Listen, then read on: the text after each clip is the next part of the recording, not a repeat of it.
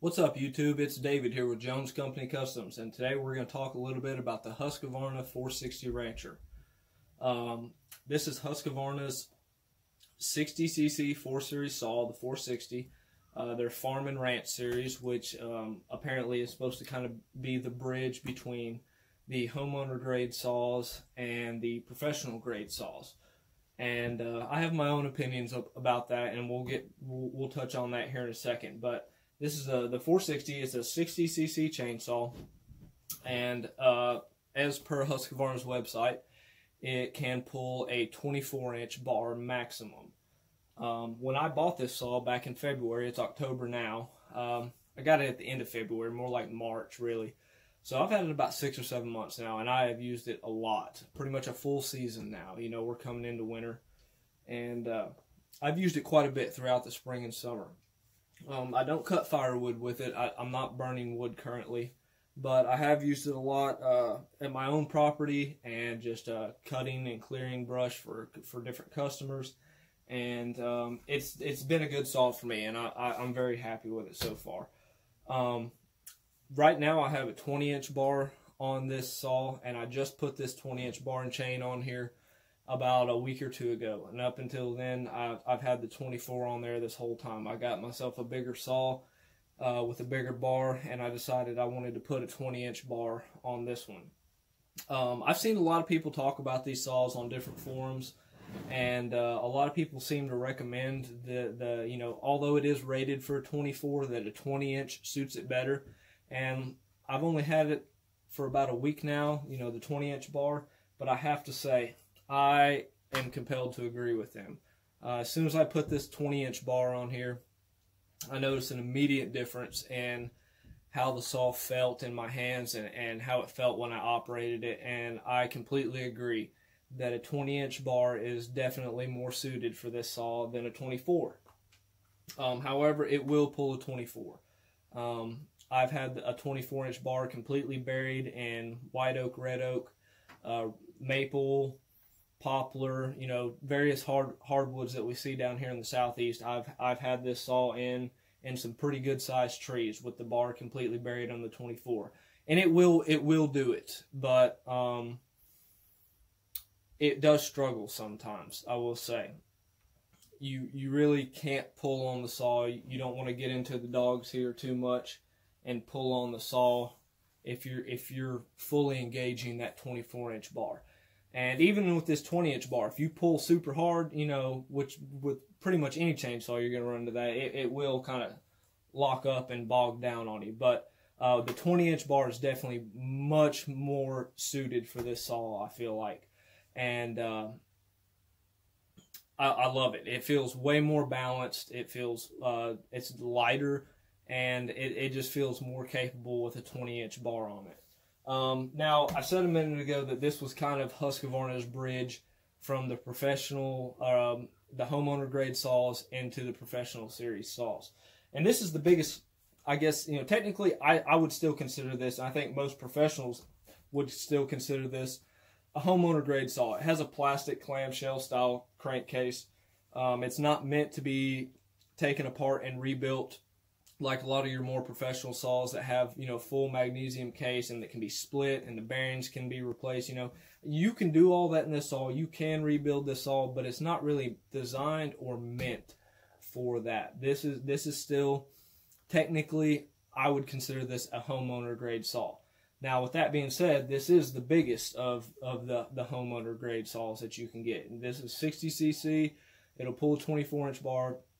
You can't get any bigger. You can't get another saw this size by Husqvarna without going into professional grade saws, like the 572, 565, you know, 550. I don't even think a 550 is only rated for a 20-inch bar. I see some people that will put a 24 on them, but that's still just a 50cc saw, the 550. But, you know, for a 60cc homeowner grade saw, it's been a workhorse, and I absolutely love this saw. And I look forward to getting many more years of service out of it. I'm not getting rid of it. Bought it brand new. It came with the 24-inch bar and 3 Woodland Pro chains. And that's what I've got on here. I really like these Woodland Pro chains. They're really good chains, full chisel. And it's a good saw. It's got the decompression button right here. It's got a primer bubble on this other side, choke and kill switch right here. And I've cut some decent sized trees with this. Definitely wider. I think the first tree I dropped with this was a 30-inch white oak. I pulled this saw right out of the box, put the bar and chain on, put some bar oil and some fuel, and fired it right up. And I ran it hard in a great big white oak tree that was about 30 to 32 inches in diameter, and it dropped it right down. So I mean, it will do it even with the 24-inch bar, but you just can't push them real hard with that. They're not professional saws by any means. So, but I love it. It's a great saw. If you're a homeowner watching this video, or a farmer or rancher, or just somebody that has a little bit of acreage or a firewood guy, you know, if you're not going to be using your saw and running it hard for 8 hours a day, day in and day out, there's no reason why this saw wouldn't do what you want to do. The 455 and the 460 are both great saws. I've run them both, and I've never hurt either one of them. And I've cut a lot of wood with both of those models. So if you're just a homeowner or a landowner, or you're cutting firewood for yourself or as a business, you know, if you have the money, sure, spend the money and get a big 572 or a 550, you know, whatever you want, if you've got the money for it. But if you're just looking for something on a budget to cut a little bit of firewood, to heat your home, or to sell as a business, I would definitely recommend this saw. You know, some people wouldn't, but I definitely would. I think it's a very capable saw. It hasn't let me down once. This saw always fires up. I prime the bubble, I pull the choke, and it usually fires up on, it pops on the first or second pull every time. And then as soon as it pops, I push that choke back in, push that decompression again, and first pull. I mean, this saw fires right up, second or third pull every time. And it's a very, very reliable saw. Where it lacks in power and capability, where it's not necessarily a professional grade saw, it makes up for it in reliability and dependability.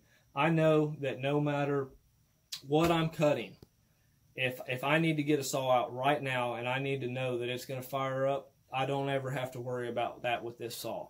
I'm not going to have to pull on it 20 times. I'm not going to have to, you know, you can use it and abuse it, right? You know, I ran this saw yesterday. I haven't even cleaned it up yet. It's still kind of dirty from yesterday. And, you know, honestly, I'm pretty good about keeping my saws clean for the most part. I take good care of them. I keep them greased up and oiled up. You know, I clean the filters out. I keep my chain sharp. You know, I'm pretty good about taking care of my saws.